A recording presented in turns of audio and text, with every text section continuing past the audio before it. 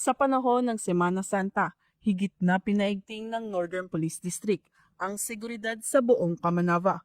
Ngayong taong 2026, mahigit 2,000 na personnel ang ipinakalat sa iba't ibang lugar sa simbahan, pangunahing lansangan, tourist destination, commercial areas, at transport hubs.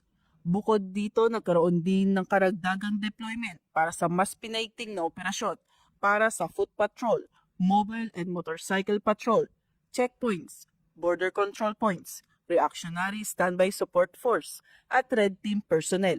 Layunin ng deployment na mapanatili ang kaayusan, mapalakas ang police visibility, at masiguro ang ligtas na pagunita ng Semana Santa. Personal ding nag-ikot si Acting District Director Police Brigadier General Christopher R. De La Cruz sa mga transport hubs at commercial areas upang inspeksyonin ang deployment ng mga pulis at tiyakin na maayos na naipatutupad ang mga hakbang sa seguridad.